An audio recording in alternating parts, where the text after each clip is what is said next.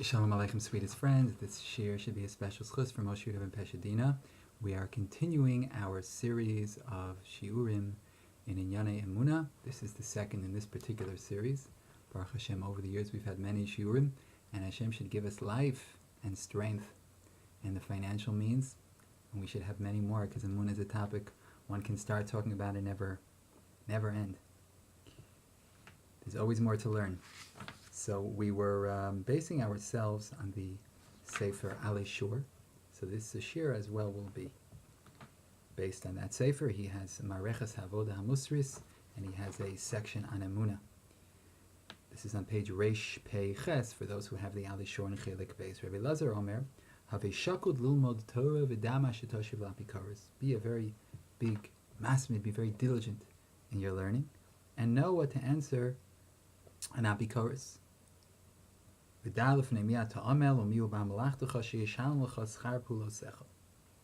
know in front of whom you are toiling. Know for whom the bell tolls, it tolls for thee. But that's a different word. Know for whom you're toiling. That's a Kodesh Baruch Hu. And who is the Baal Malacha that is going to pay you the schar for your work. Kach katuv b'Mishnah. Rav Lezer ben Arach was the same person who said that the derech hatova, that a person should take in life if he wants to know, like, what's the right path in life? Zokt Rabbi Elazar ben Arach, leiv toiv, agit hearts. That's it. You have to have a good heart. That's different. Tanaim offer different answers. Rabbi Elazar ben Arach said you have to have a good heart, and it's known that the three things that the Talmidim of Rav Yochanan and Zakkai said in the Mishnayos here in Avis, they are drachim to reaching the mailad they spoke about. In other words, when Rabbi Lazar ben Arach says, "Have a shakul lomoy Torah v'damash toshiv lapikarus v'dafnei miyat ta'amu miyav v'amalach chashel shaim schachar pulasecha." This mission that we just learned, that is the derech to come to a leiv tov. So we understand that if a person learns Torah, it gives him a leiv tov. Torah is kol kulo about tov. Torah is nigres tov. Ki lakach tov nasati lech. God's Torah is tov. You have to be good. You have to be good to your parents. You have to be good to your siblings. You have to be good to society. Be good to yourself. You have to be good to God. Dav zayin git, as they say in Polish. Does anybody out there speak Polish? Many people, but very few of them are actually listening to this. So we understand learning Torah gives you a leiv tov. Und mir versteht euch it. We also understand how knowing that you're going to be coming before God, you're amel before God, and He's going to be the one rewarding you. That can certainly change your heart. That can turn your heart around. Great. But the shaila is, how does dama shetoshiv lapikoros? You have to know what to answer a heretic. How does that give you a leiv tov?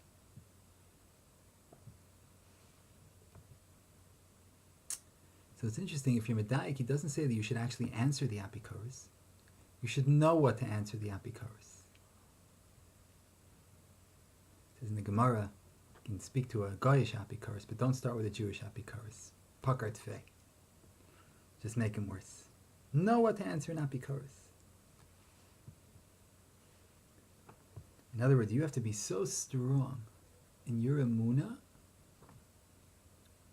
that all the winds in the world will not blow you over.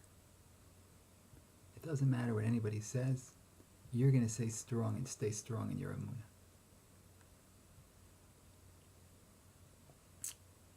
Emunah has to be something that's established in the mind as well. And then it's vados.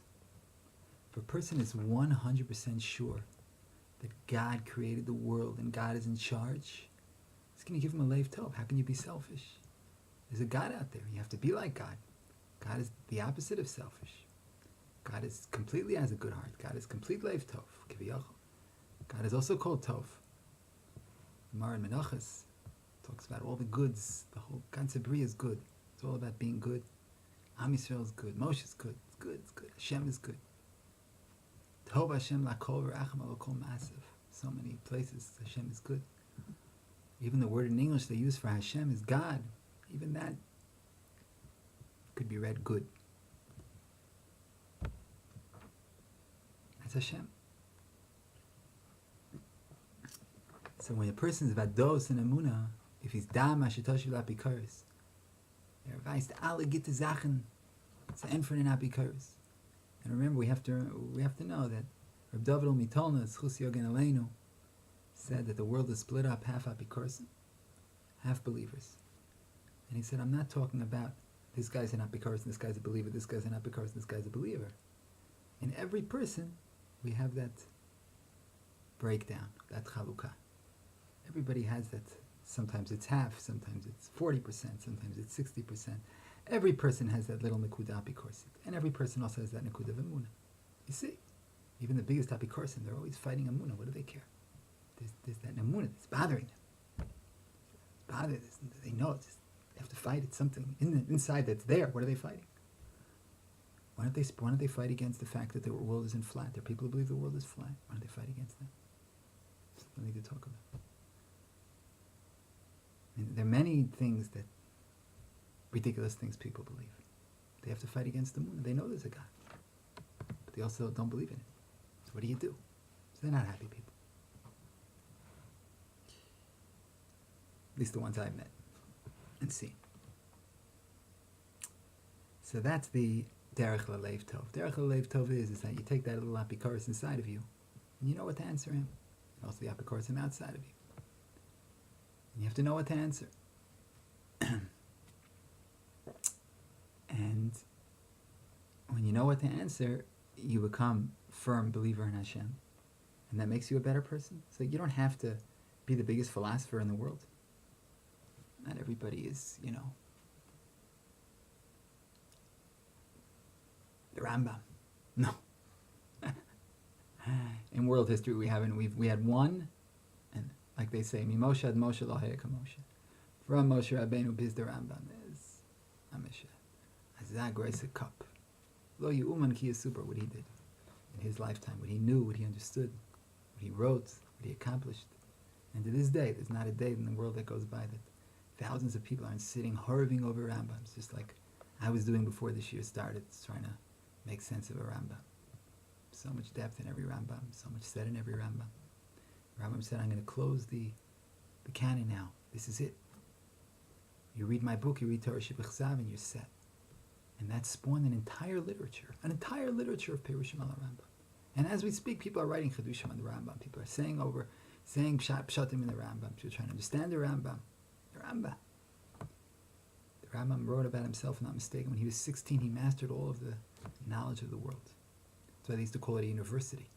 It's called a university. I heard this from a Fedari, Zichron al-Bracha, Yeshiva Rakotel, because you're supposed to cover all the knowledge in the universe. Today, a person goes to university, and after 4 years, and $220,000, how much do they know? Test them.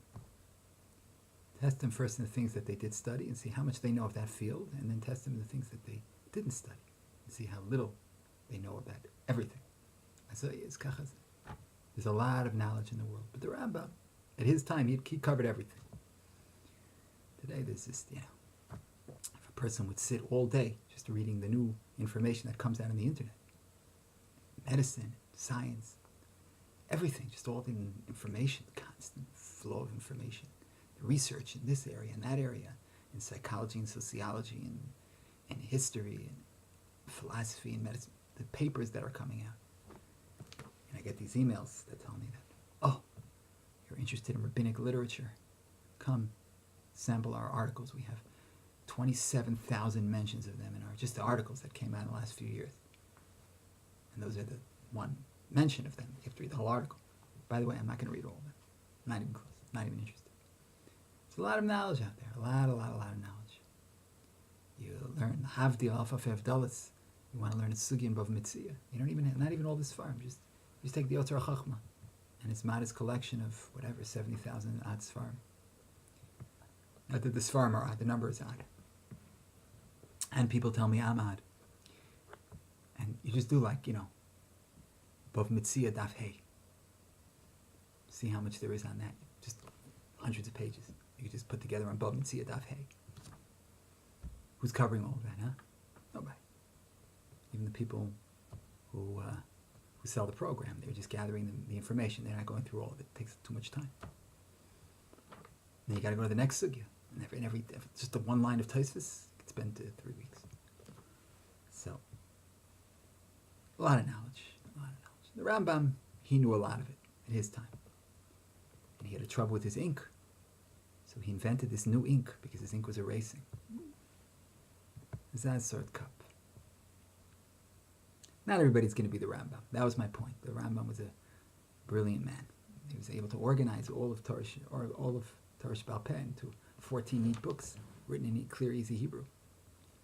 He had it all in his head. He didn't have a staff. He didn't have computers. He just knew there was a Tosefta there and a Gemara there and a Yerushalmi there, and he just put it all together. Believe it. So we're not all he was a philosopher also. We're all aware of the Mar Nevuchim.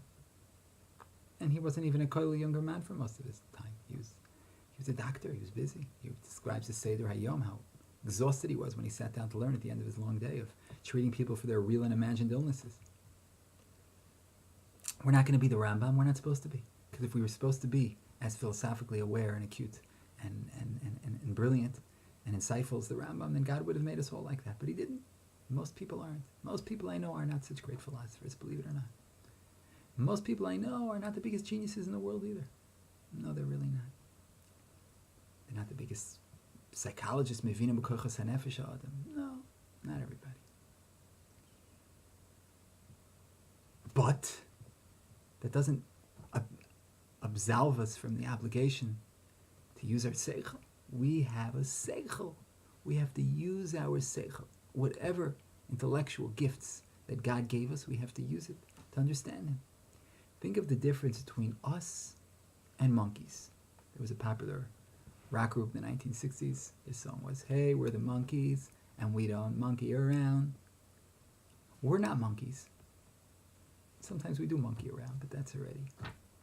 I don't know if they still use that expression. When I was a kid, monkey around means to, have fun, play, fool around like that, like kids do. But what's the difference between us and monkeys? You ever see two monkeys sitting there pondering the reason for existence? Every human being does. At some point or another, like what's going on? What's this world? What's the meaning? Human beings talk about that. We think about that. We're bothered by that. We're bothered by injustice. Why? Why shouldn't things be unjust? Because we sense that there should be justice. That's the way God created us. We're in His image, and His image is justice. That's part of who He is, Kaviyach. So we understand there should be justice in the world. That's why there's this outrage when there's a lack of justice. Even atheists are outraged when there's a lack of justice. Why not? Why shouldn't there be? Who says there should be any injustice in the world? Atheistic scientists, they look for order in the world. That's what science is. Science is trying to understand how things work. Why should things work any specific way? Why should there be any order? It's all based on the preposition that there's an order. And yesh seder, yesh mesader. There's an order, somebody put it in order. So these human beings, God gave us this capacity to think about Him and to ponder Him and to wonder about Him, because that's exactly what we're supposed to do. Just like God gave us the capacity, I don't know if you ever noticed, but men are very attracted to women. You ever noticed that? From the time of about 14, 15, until their dying day, they're very, why is that?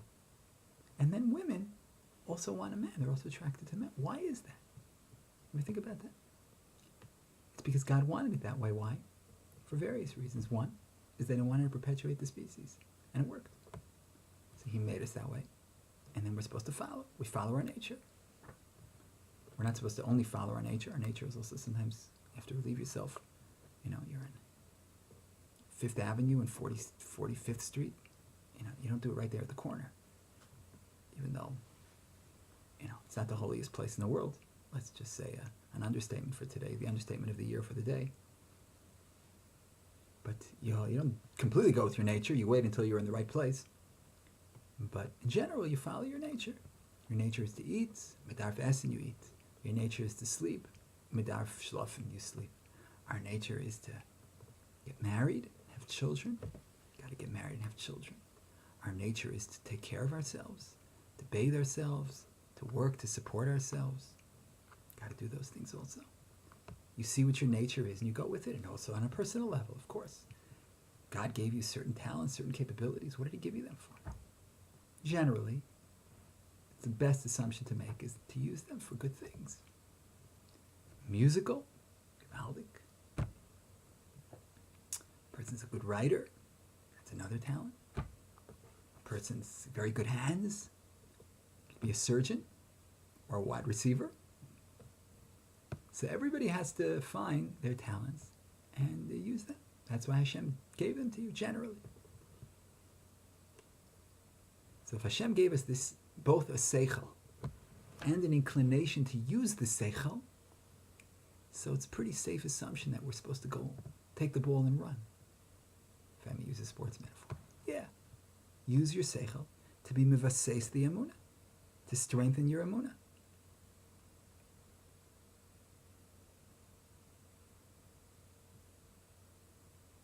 So you look at this world, and what do you see?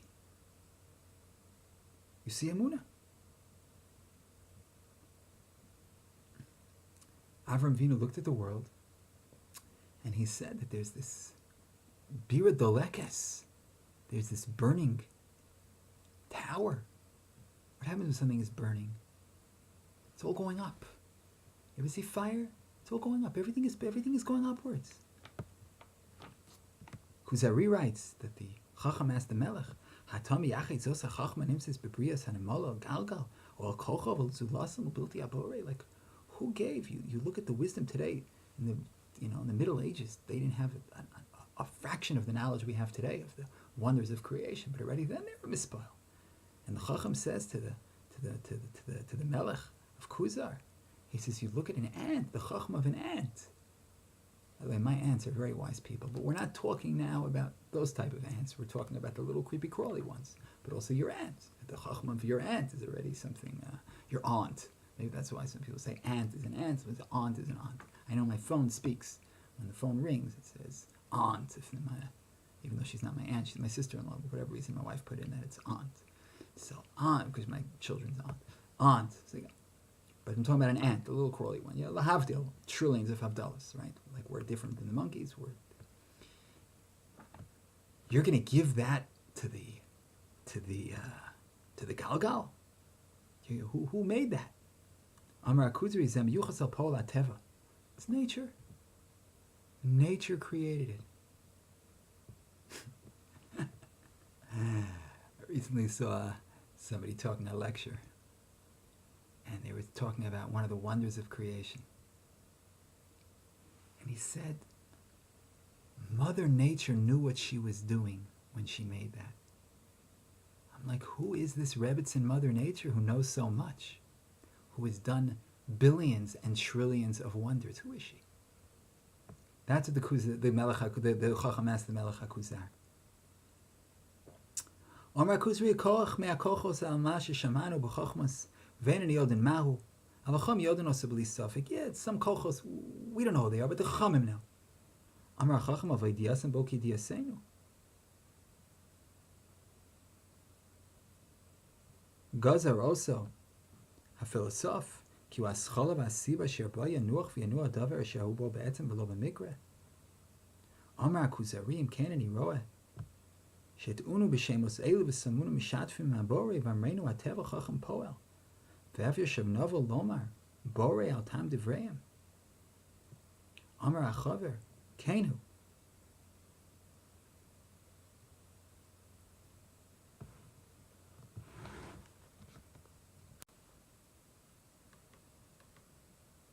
So the Chacham says that the Chachamim understand like us. The philosopher gave it a hagdara. He gave it a definition. God are also a philosoph kihu hascholav asiba. That's the source with which it moves, and it's be'etzem v'lo b'mikra. That there's something that makes it start. That the philosopher tells us there's something that makes nature go. So the Kuzari says, what you mean to say is that if something הדבר שינוע מעצמו וינוח מעצמו יש לו סיבה מה ינוח וינוע. והסיבה היא הטבע. So there's a reason that something moves. And what's that reason? The reason is nature. Is that what you're saying? And then the Chacham answers him. Ze ma sheratza lomar, im diyakta rav v'dikduk hefresh ben ma sheyifal b'mikra ma sheyifal b'teva, v'dvar mafhilim hashomam aval ha'olam yidiyasim b'teva zeu. That there's this siba atzmis of, it's not a siba mikris, it's a siba atzmis of teva, what people call teva. And then the Melech says to him,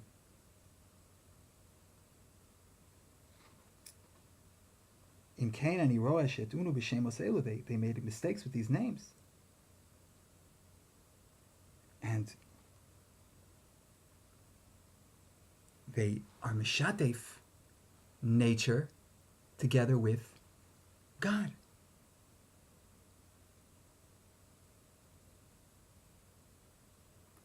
But then he says, Ve'efsher shenava lomar borei al tam divrei. So we can say something else, that it's really God, that God is behind everything. And then the Chaver says to him, Kainu, you're right. That all of these are just in the hands of God.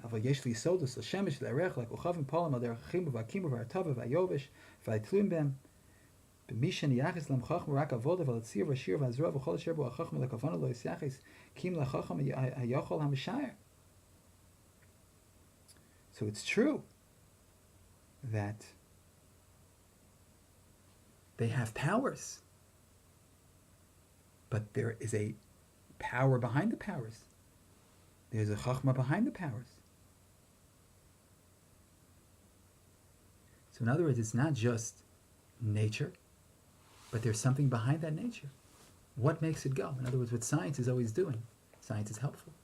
What science is doing is it's giving us definitions of what happens, but why does it happen that way? The sun does this, the moon does that, the stars do that. Even if science explained how the world was created. Yeah, but who did that? Who made that happen? And that they can't ever answer, because that's not something that they can see. And science is only what you can see. Science is only what you can prove in a laboratory. Science is only something that the human mind can fathom. And then comes God and comes religion. And it goes, yeah, but what's behind that mystery? So we have so many different facts and so many different wonders, that the sun does this and the moon does that. But what made them do that? Some people say nature. It was just a huge accident. So the question on this huge accident is that how many billions of accidents could happen? Isn't that amazing? What makes more sense? That there are billions of accidents, and you have to say, this was an accident, this was an accident, this was an accident, and all the wonders of nature? Or that none of it was an accident, and that there's one God behind all of it, who is the intelligence and the wisdom behind all of creation? It makes a lot of sense. It makes a lot more sense. If you have 80 questions, and you have 80 different answers, so each answer may be the right answer, it may not be the right answer. It could go both ways. But if you have one answer to all 80 questions, doesn't that make a lot more sense? Isn't that a lot more likely to be the correct answer? Because this answer answers so many other things. Explains A, B, C, D, E, F, G, H, I, J. Wow! As opposed to each local answer, which may be yes, maybe no, which one you can argue with. But that's an answer that has some logic to it. Here, what's the logic that nothing created something? How did nothing create something? Have you ever seen that? I have.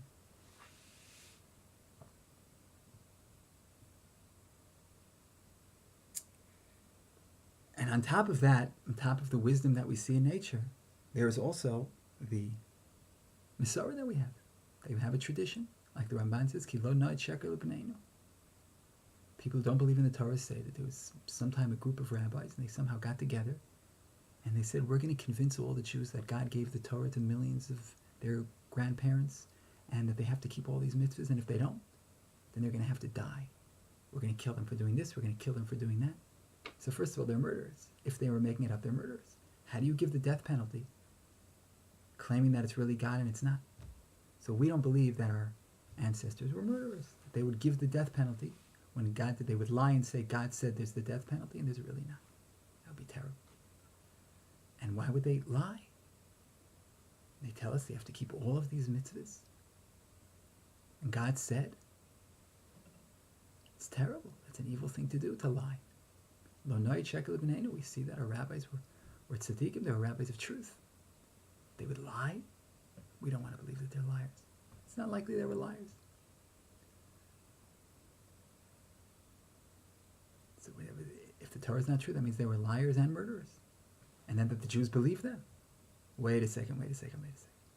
That millions and millions of people were there, and we never heard of it until today. And then you want us to accept that? What's a better story? A better story is have some guy come around, have him die, and then 100, 200 years later have some people who never met him, and some who did, but a long time later, have them write down what he did that almost nobody is there to experience. And who can deny that? Can you deny what happened today on some street corner in China? You weren't there. So go deny it. Go disprove it. And that's exactly what a very famous religion of 2 billion adherents did. Can't disprove it. If he said he did it in front of millions of people, you could say, hey, everyone would say, hey, we should have heard of that, no? But if he only did it in front of a handful of people, they don't have to have observed it. No mass number of people had to have been there. So they can say, okay, we can't deny it. And then they went around with the sword and they said, either convert or we'll kill you. They gained a lot of converts. But by us, they made up this story, which is a really silly story to make up, because that's pretty falsifiable. They say today, it's not science if it's not falsifiable. That's falsifiable. Millions of people, and none of us ever heard of it. They're going to accept such a story. You wouldn't make up such a story. If I wanted to lie to somebody, I wouldn't make it up. I wouldn't say, yeah, there was a big event yesterday. It was in all the newspapers. All the newspapers. How come I didn't see it? I read the newspaper. There are millions of people there. How come I never heard of it? No, my mother never told me. His mother never told him. His mother never. No, they all have to believe it. And the Jews aren't a lot of gullible people. You see that they weren't believing Moshe so quickly. They didn't believe God so quickly. You know what I mean? They were pretty rebellious people, and they accepted that. So that's the Kuzari says. This mass revelation. It's hard to sneak that one into history, and to assume that they were being lied to. So together with all the wonders of creation, together with the fact that we think about the wonders of creation, and together with the Masorah of the millions of people who witnessed it, and it was passed down from generation to generation. So that's something that helps us with our seichel, understand why we believe. And that we always are asking, what's the purpose of life? They always have these commencement speakers, and they get up, and they say, don't just make a living, make a difference, and change the world, and all these. And like, why would the kids buy that? Like, who cares? I'm 22 years old. I just want to enjoy myself. I want to eat, I want to drink, girls, parties, fun. Just enjoy life.